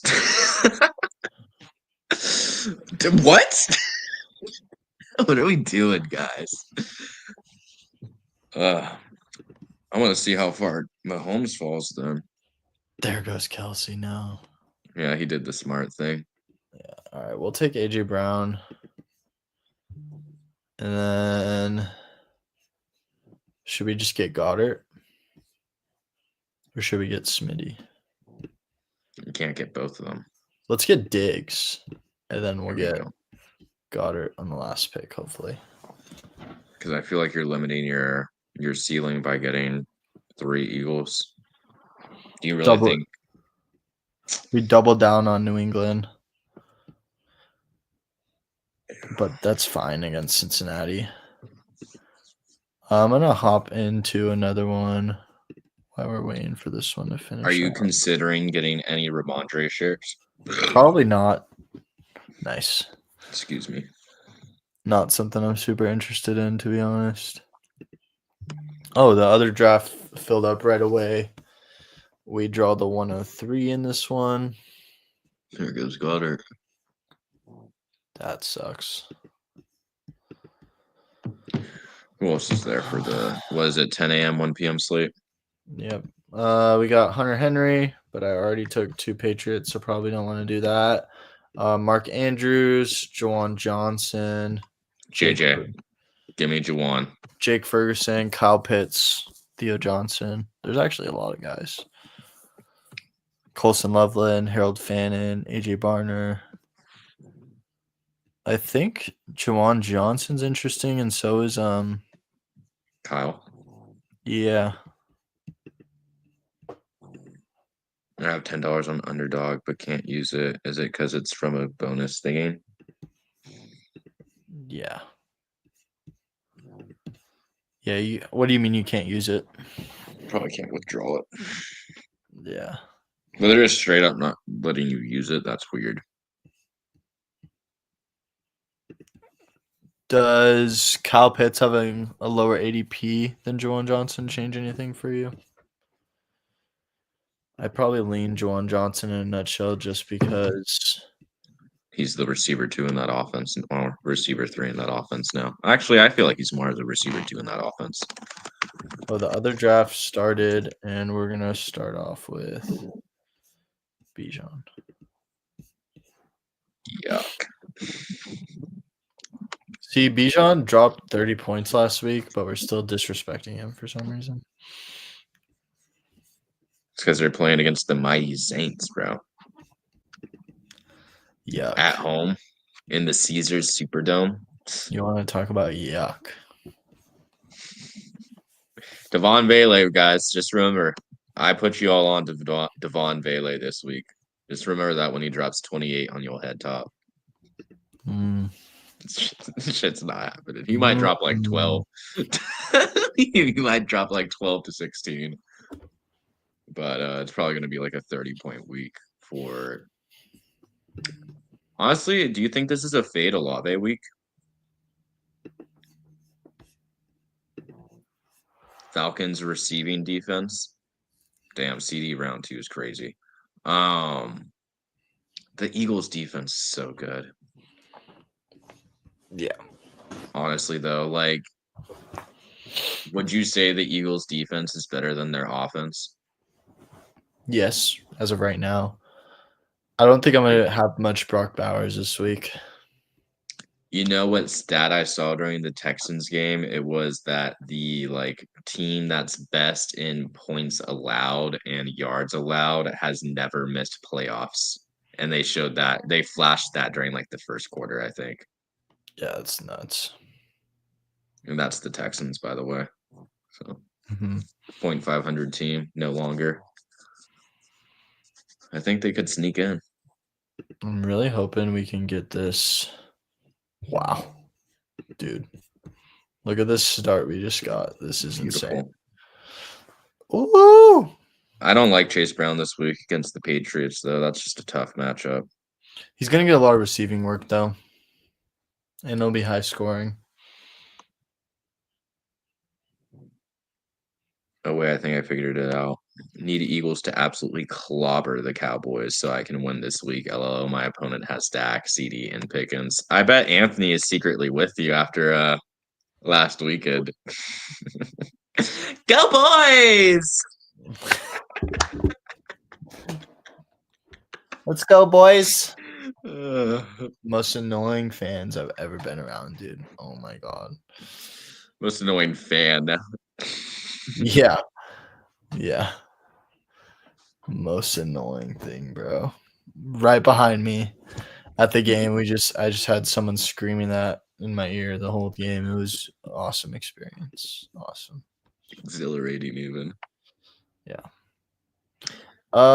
Do we go Mahomes?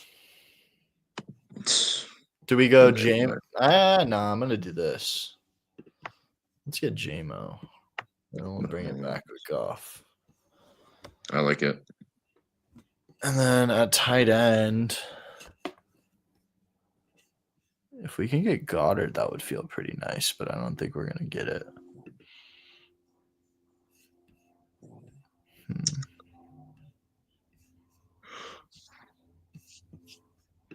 Is Fannin going undrafted? Yeah, pretty much.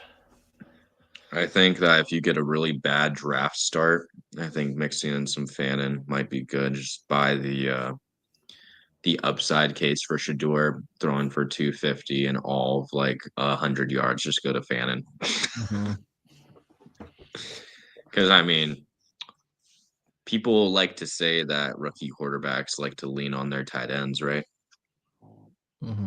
So, oh my God, JJ round, what is that, 6, 5? Yeah, around 5.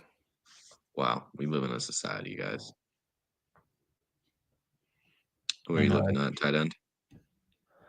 I'm just weighing the board and saying I think you could maybe let Goff slip, but that's risky. Yeah, I think the tight end will for sure come back to me because these guys all took tight ends. This is a pretty nice team. I feel good about it. Bijan, CD, Hendo, JMO, Goff. And we'll finish it off with Dallas Goedert. Some sicko just takes double tight end. I'd actually. If that happened, I'd go just pivot to Juwan. I'm gonna hop in another one while this one's finishing up.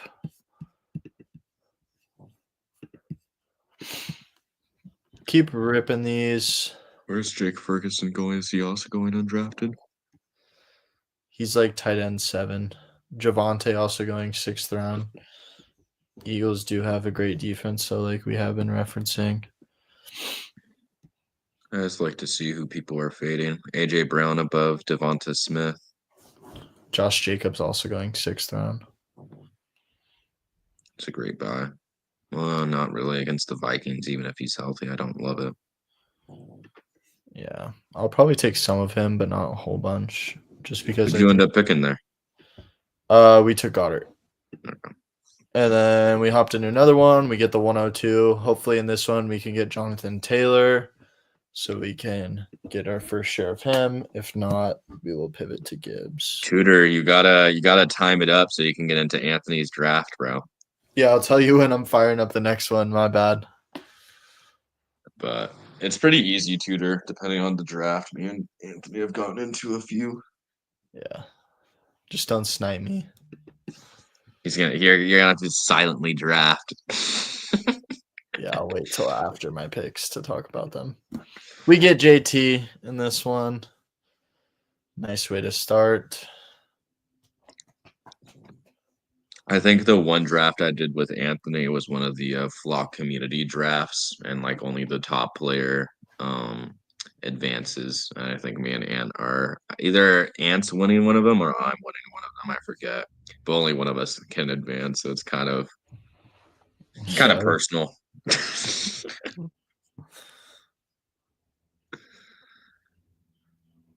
How are your underdog drafts doing so far, Ant? Just in general.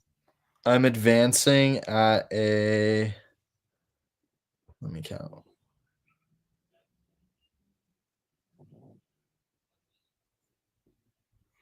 I'm advancing like pretty much exactly expectation right now. I'm advancing 10 of my 59 teams. So that's like 1 of every 6, 2 of every 12. It's like right on the averages what I should be at. Drake May goes 103 in this one. Whoa. I'm underperforming, but my 2 single entry drafts where it was like 1 entry max are doing okay. Nice. Yeah, I'm actually like my pre-NFL draft best ball teams are the teams that are doing the best, which is wild because I had 50% Cam Scatabo in those. Yeah. Oh my God, my one team that's advancing for the Wow. little board has Cam Scatabo in it. Hendo is just falling to us every time. Also has JT and Bijan Doe. I'm gonna scoop him up. I don't want to keep taking him in every one, but I didn't pair him with JT in the last one, so we'll do that this time, and we'll get Hurts. Hurts, JT, Hendo. Nice little start right there. So are we? I feel like most people have already dropped Keon Coleman. Yeah. But are we buying into the Bills struggling these past 2 games? Very close games, like field goal games, realistically. Like if Matt Prater doesn't miss that PAT beginning of the game, like the Bills probably don't go for it on 4th and 1 in the red zone. They kick the field goal, kick another field goal, tie it up, go to OT, right? Like hypothetically speaking. Mm-hmm. Do we think they lean on Keon Coleman next week? Do we think it's more of a Kincaid is the solution, the answer to this offensive struggle? Like, what do we make of that? I think it's Kincaid. I think Keon will be back, but I don't know how fantasy viable it's going to be. And I think it's just going to be a heavy dose of James Cook, maybe still keeping him involved in the receiving game, maybe some more Ty Johnson mixed in. Who they That's play? kind of what I would be anticipating. Bills play the Steelers next week. Another AFC game. Mm-hmm.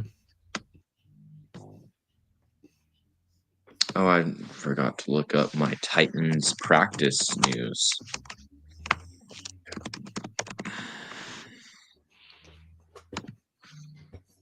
Oh, we don't get JMO there. We're gonna go Smitty for sure since we went AJ Brown, and we're also gonna buy the dip on JJ.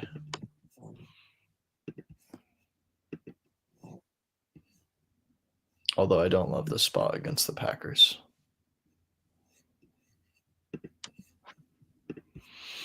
I don't know if I do this, Fiery. I know you're desperate for wins, but that's just really going to hurt even if you do win this week for the rest of the season.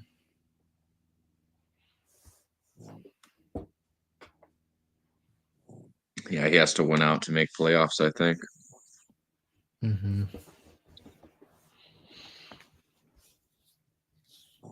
Oh, Elik Manor ruled out. I did see that, yeah. We see Michael Wilson go.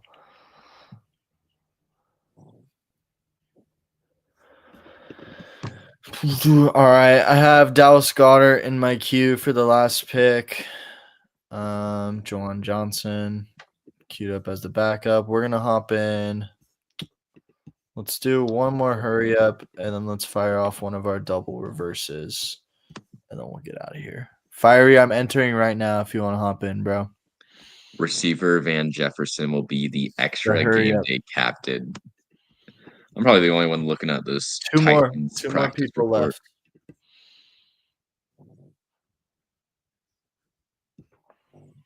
This is the hurry up contest.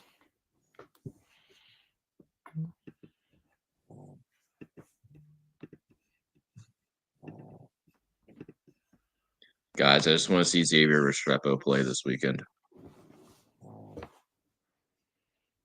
All right, and we're gonna finish that last one off with Dallas Goedert. What? Your cousin's tripping, Tutor. Honestly, Achan and Rome for Henry Ibuka is not that bad. Honestly, I'd lean on the Achan Rome side.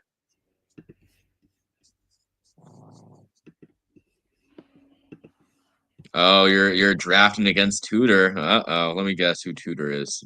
Which spot are you? He's definitely the 106. He's definitely the badgeless one.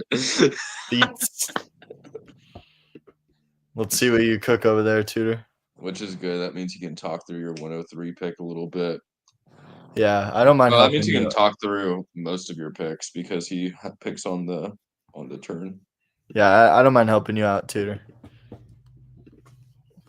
No colluding over here. Yeah, I'll help you out, Tutor. Here, I'll show the board. I'll show Jalen Coker 106 is the correct play. And then 201, you want to go Xavier Restrepo. He do. Too bad Jalen Coker isn't on the slate. Otherwise, no. It'd be a sneaky pick. I'm scared. Nah, Tutor, you gotta make your own decisions, dog. I do a lot of these, but I can't while I'm in Nevada. Josh can give him advice. Yeah, I mean, Trey McBride's kind of staring you in the eye at 106, to be honest. I mean, I wouldn't pass on McBride if he's there. I'm taking him every time pick. at the turn. And you probably want to look for a running back if an elite one falls to you. Like, I don't know if I take Derrick Henry there, but I could see Derrick Henry dropping 20 this week with a tud. Mm-hmm. But I mean, you see, even in the ADP, you can tell that Derrick Henry's been slipping. Travion has a good spot. You could get weird and take one of the quarterbacks if you think they have a good chance to separate. Get freaky and say, oh, yep. I mean, dude, Amon-Ra's staring you down. Yeah. Nice I'd probably go Amon-Ra, one of the running backs, if you have a lean on any of them. Derrick Henry's the highest projected. That's just because the soft matchup against the Jets. You got Travion, who might mix carries with Ramondre, but maybe has the lightest matchup of all three. Saquon has the rivalry game, might get some receiving usage. They're all good picks. It's just who you like more. But in these contests, you definitely need an anchor running back who's going to give you high upside. There we go. He's buying into the Saquon rivalry game. Nice. I don't know the matchups. It literally shows you, Tutor. We've been going over the matchups all stream. I don't want to keep taking Travion in every single one of these, but if he just keeps falling to me, I'm going to keep taking him. If that's going to be my stance of the week, it's fine. He said, damn, it's really a hurry up LOL kid thing. Yeah, you got to be quick, dude. It's not as easy as it looks doing them on stream. Who are you thinking about here, Ant? Mojo. Guys, this is what I mean, bro. I can't believe you guys thought you need to call PETA on Mojo, bro. Mojo's living his life. He's living a great life with me. I like one of these top 3 QBs, honestly, just because I feel like they all could be the one that separates. Like, I weirdly am feeling like one of those random Lamar games where he like throws for 4 touchdowns and like 2 of them are to like Rashad Bateman, so it doesn't really matter for like anyone else besides Lamar. He throws like 1 to Justice Hill, 1 to Rashad Bateman, like something weird like that, you know? I could And I see it. just feel like we haven't seen like that real like blow up game that we know Lamar's capable of. Um, like the week we just saw with Josh Allen, like I wouldn't be surprised if we saw a performance like that out of Lamar in this really soft matchup against the Jets. Ooh. Um, Tons of options for Tudor here. Pickens, obviously, highest ADP. We like what we saw Pickens is a last nice week. bring back on the Saquon thing too. Ooh, Mahomes, little separation at QB. Are you gonna go with Pickens? You gonna take Tyler Warren? Ooh, okay. Ooh. I like it. You're betting the game script right now. You got Pickens on the boys. You got Saquon on the Eagles. You got a good team so far, bro. TBH, NGL. Kanan asked, do they start Hunt over Monty this week? Yeah, I think. I'd probably fire up Monty, to be honest, against the Giants. How's his usage been looking lately? I haven't looked into it. Who are you thinking here? Sorry, Tudor. No, no, no. Hate to do it to you, bro. He wasn't. I mean, he might have come back to him, but this guy with JT was probably going to take Kelsey. Yeah. All right, now I can take a dart at both running back and wide receiver. Damn, dude. If Tudor got Kelsey, his team would be gross. His team would be fucking nasty. Oh my god, that would be a monster. Who are we thinking here? Let's see the board. Let me see the board. Let me give columns. And then who does Tudor have? He's already got his 2 receivers. You're gonna want to go. I think you're gonna want to go running back. Yeah, you should probably go a running back and then your tight end. I mean, Quinshawn, I know we like the front 7 for the Raiders, but rookie QB, I could see him going off. Out of the tight ends, they're all kind of gross. Oh, okay, going against the grain. Who are we thinking at tight end that's left? He's got 20 seconds. Stop scrolling for your running back. Help Tudor. Jawan is honestly my favorite out of them all. You know how I feel about the Saints, though, Tudor. Don't let me misguide you.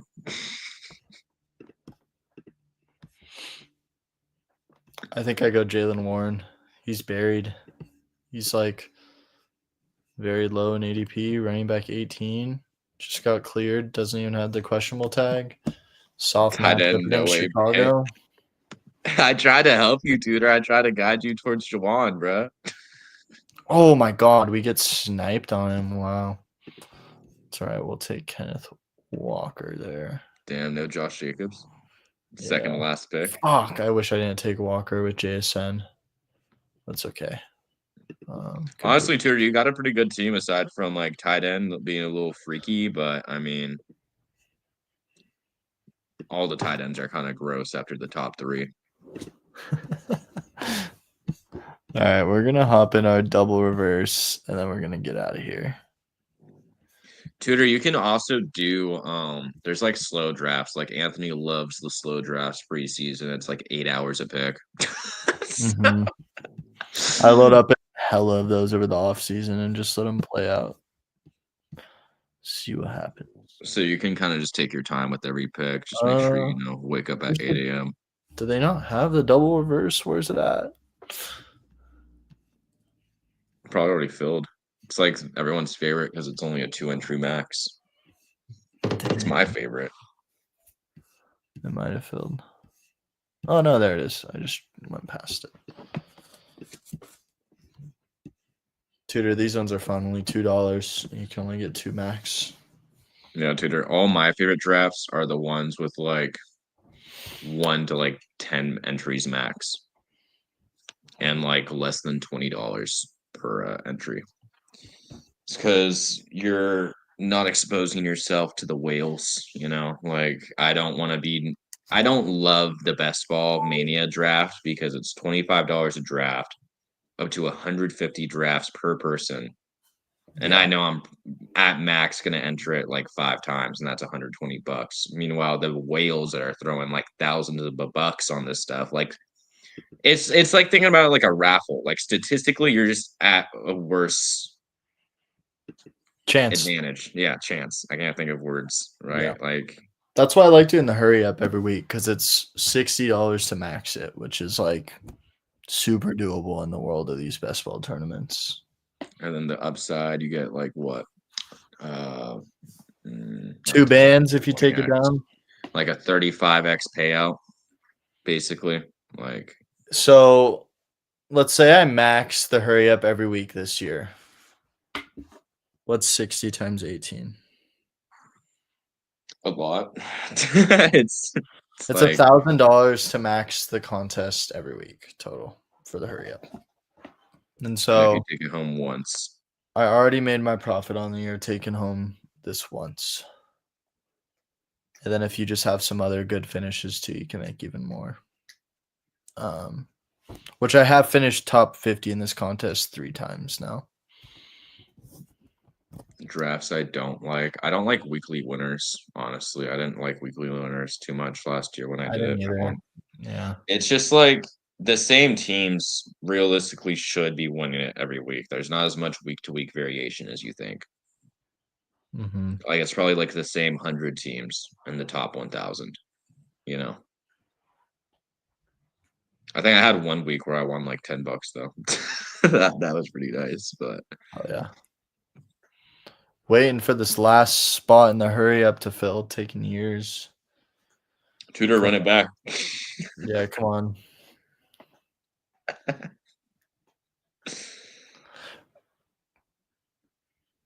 Honestly, though, Tudor, that team's not bad. You might win.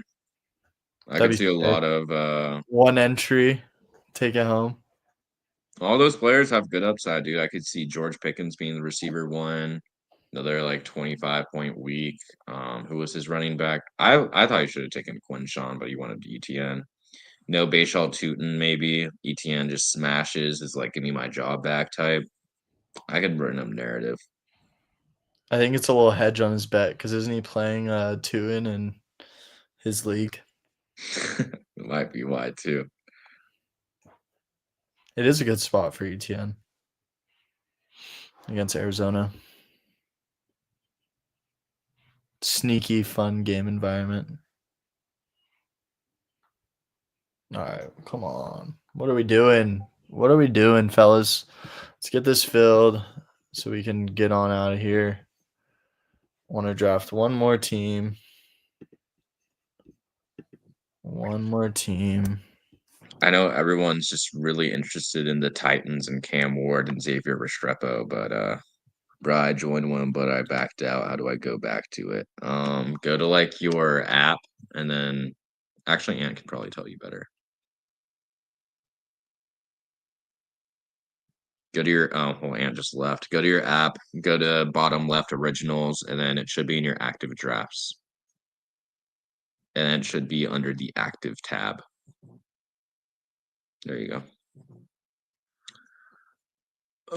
Well, what should I yap about? Should I just keep on yapping about Xavier Restrepo maybe playing this weekend? I want to see it, guys. It makes no sense that they signed Xavier Restrepo as an undrafted free agent. The best, I think he is statistically one of Florida's best receivers, I think, or had one of the best receiving seasons. Goes undrafted, gets picked up by his quarterback's team, his quarterback who went 101 and just doesn't play. Like, I just don't get it. It doesn't make very much sense to me. It's like trot him out, dude. You're like 2-9. You're like 2-8 or whatever the hell the Titans record is, right? Give the kid a shot. Yeah, like give the 5'10" guy a shot, bro. Like I think he's like 5'10", 200 something pounds, bro. Like let the boy play. Let's see if it's there. Let's see if he's capable. I might preemptively pick up Xavier Restrepo this week. in Dynasty. I'm really thinking about it. I just don't know who I would drop, who I'm just okay with saying goodbye to. Did you join the double reverse, Fiery? Are you in the right one?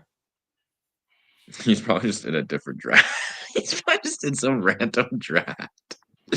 But remember what, honestly, Tutor, same thing applies though. You really want to go running back early. You need an anchor running back who might just break the slate. You need like a early receiver. Like I would go running back receiver off rip. Probably get a QB. You got to hurry up again. Get a QB like round 3. Like get a Has it filled? Mahomes.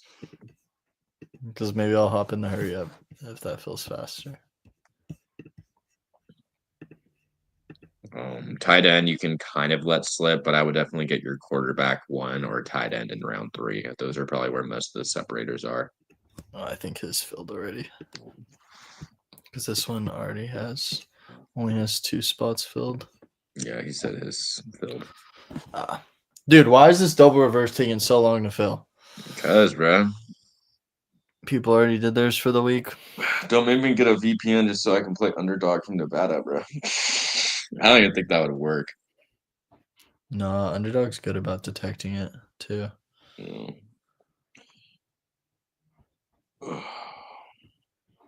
What the hell am I looking at? Who did Zach beat 101-0 using the Dolphins in Madden 6 years ago?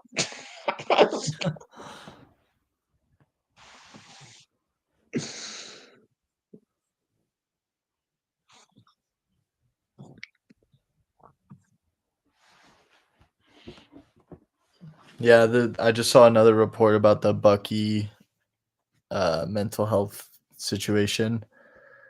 Tampa Bay Times reporting that Buccaneers star running back Bucky Irving struggled emotionally with being hurt and not on the field with his team for the first time in his career after suffering the foot and shoulder injuries that have forced him to miss 6 games. Head coach Todd Bowles addressed the situation and said Irving didn't handle his injuries well, but is in a better place mentally and should be cleared to play by week 13.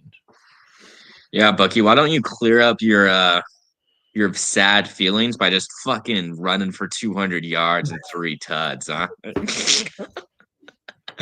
Make you feel a little less bad about missing that time, huh? Oh, I'm here for it. I'm here for it. That's some shit that would happen, bro. Yeah, I've just been really depressed about not playing. Just 200 yards, 3 tuds. Yeah, first game against Arizona. Good spot. Dude, he has such a nice schedule. It's Arizona, New Orleans, Atlanta, Carolina, Miami, rest of the season. It's pretty good. What's this one you're in right now? It's a double reverse. 2 entry max, $2 each entry. $4 to max it out. Get the same odds as everyone else in the slate. But you have the edge, Tutor, because you listen to us. Dang. Let's go. It filled. That might just be Tutor, bro. No, it isn't. No. All right, we get the 104. This is our first time picking from this slot. We'll probably be looking at Bijan, Amon-Ra, McBride. What do you think? Get a little early McBride, honestly. That's what I was just gonna say. I don't. And Tutor, yeah, it's $2 each entry. You can do 2 entries max. So Anthony's already maxed it out with $4. So I mean, it's just like I haven't maxed it yet. This is only my first one. Really? I thought it was your second. No, I did hurry ups before. Like my favorite drafts are, I think there was like the mini golden and then the Greyhound. Those are both 1 entry max. What's up, Justin? He asked, should I give up Jefferson and Henry to get Chase and Monungai? Give us a little more information on your team and who you're starting. Because first initial reaction is to, yes, go and get Chase. But I need to know that you have enough depth to afford that move.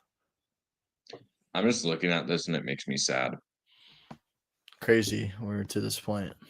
Crazy. That's how big the gap between Chase and Jefferson is. That you have to add a Derrick top Henry. 15 running back, right? Like a low end RB1 to mid end RB2. Mhm.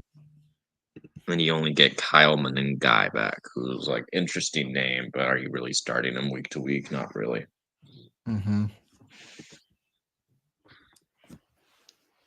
Does Yeah, he take DeAndre Swift's job? Maybe. Probably not this year though. yeah. Let us know format, starters, etc. Curious. My gut reaction though is to go and get the best player in the deal. But like I said, if you need depth, if you're lacking depth, if this means making this trade that you're going to be starting Khalil Shakir every week, then I probably wouldn't do it. I mean, bro, Khalil Shakir got it, bro. That clip, the oos, oos, oos. Like, oh my, I literally heard it, bro. I literally heard the ooses when he juked out both those players, bro. This guy. All right, so we're guaranteed to get Derrick Henry, Travion, or Saquon here. I'm hoping it's not Travion just so we can mix things up a little I hope bit. he gets some Saquon, bro.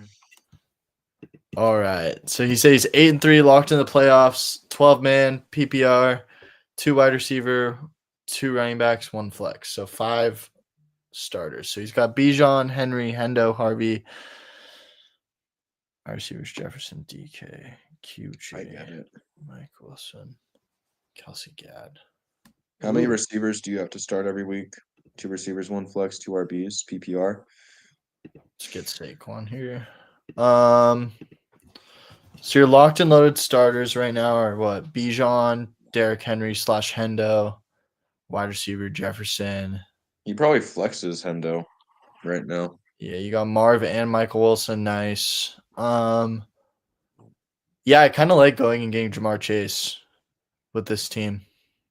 Was his flex would be QJ or DK every week? Or RJ Harvey.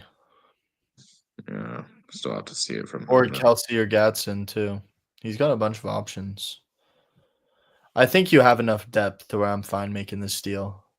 The move to Henry from Henry to Hendo in your starting lineup is pretty lateral.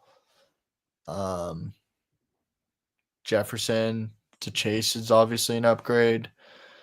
And none guy's a fine, just another body to have at running back. And I think you have enough guys that you can figure out a flex each week and feel fine. No, you can do 20 of them. It's just you can only do 2 of the one that we're in right now, the whatever this one's called. I forget what this contest is called. The double reverse. Yes.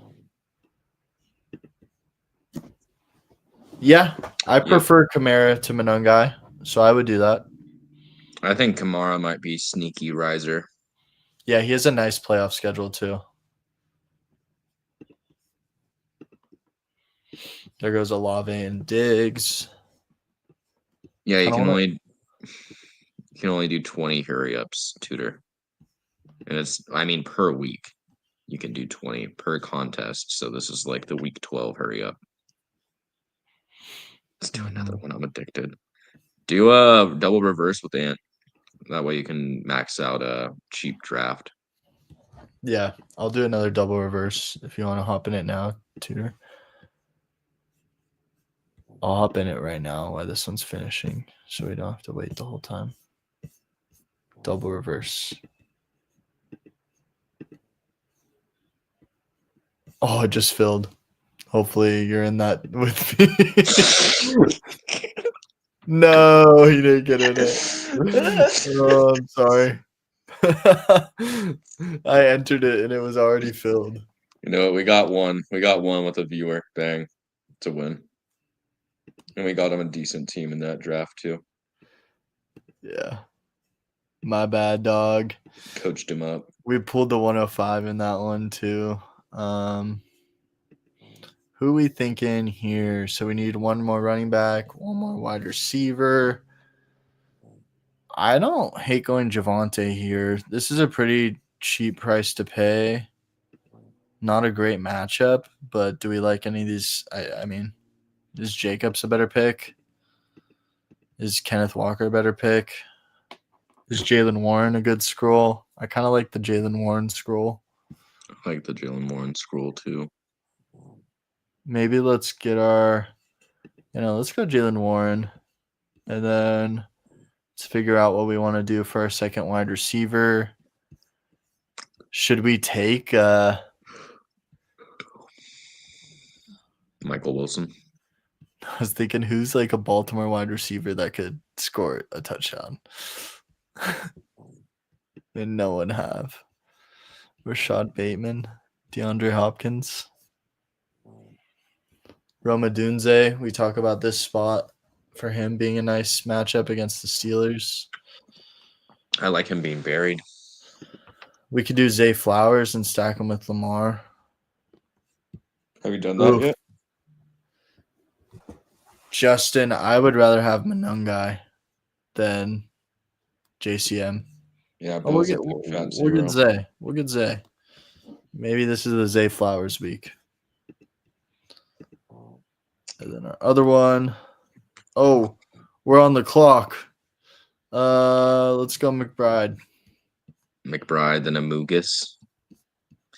Is JCM still going to be good rest of the season? I don't think so. I think he borderline.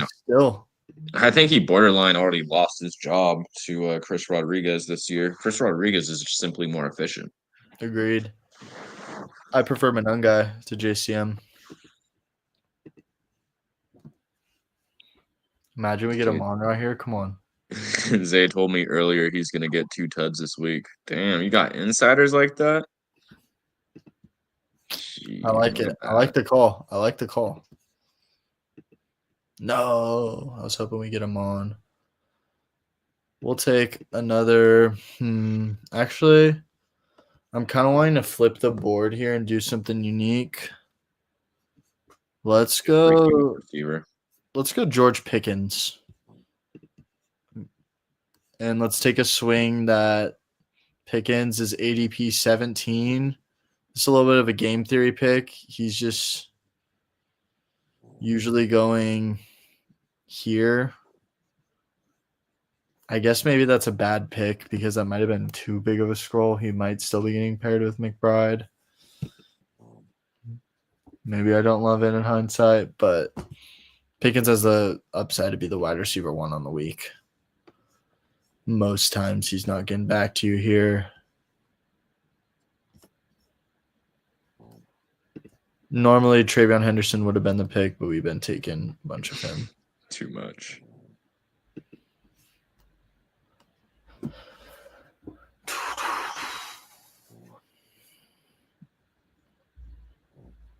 All right, y'all. I'm gonna get off after this stream. We've been on after this draft. 2 hours, we've been on almost 2 hours. Been a long one. Appreciate y'all that have been hanging out with us, talking some football. Talking some ball. His ball is life.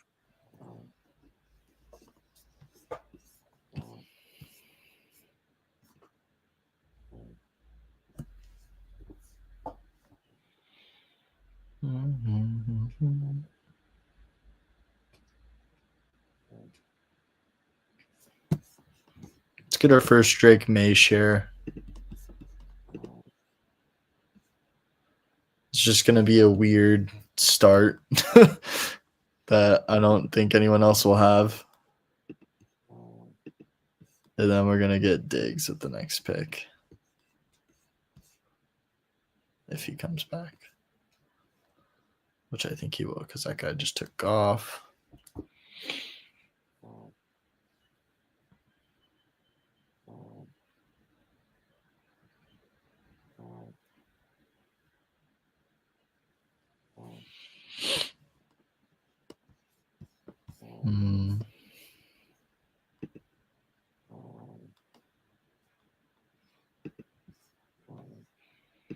Honestly, the more I'm thinking about it, I don't know if I love the Diggs pick. I don't know if I love this spot for him. Against 2.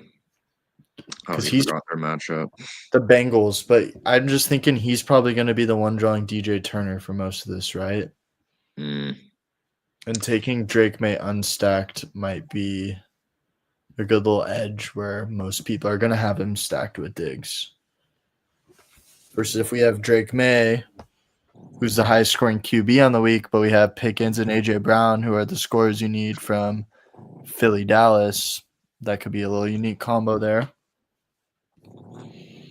Yeah, I'd go Gibbs. Dude, Mojo's snoring. I know, right? It's a good timing. We're about to Sleepy end boy. stream. I know he's just being a good pup, dreaming good pup dreams. Yeah, show him to the stream. I don't want to wake him, bro. It's okay. Mojo will go back to sleep. I'll go get him. No, you don't have Oh, to. I'm gonna lose my Clash Royale game. Oh my god, he's snoozing though, bro. All right, so now we need 2 running backs to finish this team off. I think we take Jacobs and Walker. Maybe Jacobs, Warren. Just get 2 guys that are really buried in ADP.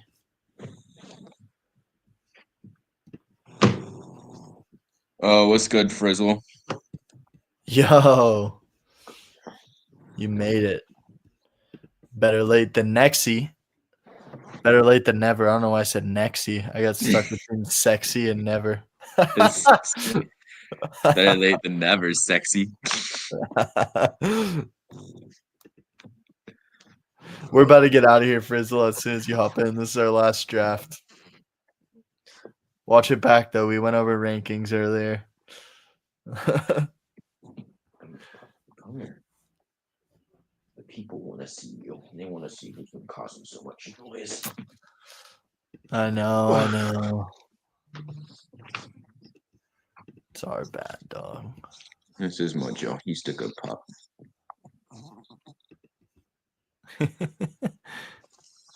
He's kind of over me, so he'll just want to cuddle.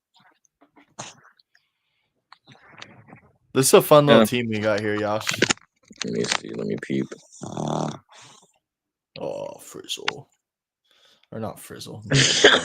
Yeah. Frizzle. Frizzle. This is a good pup, bro. He just sleeps all day. This is a freaky team, bro. You took Josh Jacobs this early this draft, but you wouldn't take him last week all those other drafts. What do you mean? I was getting sniped on him. You had a chance, like when you took K9, when you had JSN. Well, I'm mixing it up, brother.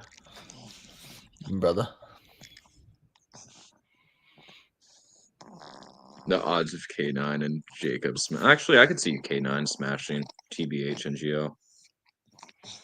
Watson or Booty. Give me Watt. I was about to say Watt too.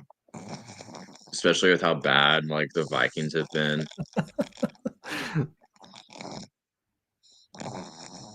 Mojo. You know, he's such a he makes so much like weird noise.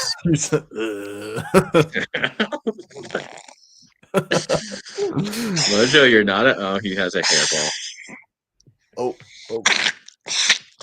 Oh no. I have to burp him sometimes. It's okay. But Mojo's in good hands, guys. Don't worry. All right, we're about to get out of here. Appreciate y'all that checked in today. Make sure to drop a like on the video.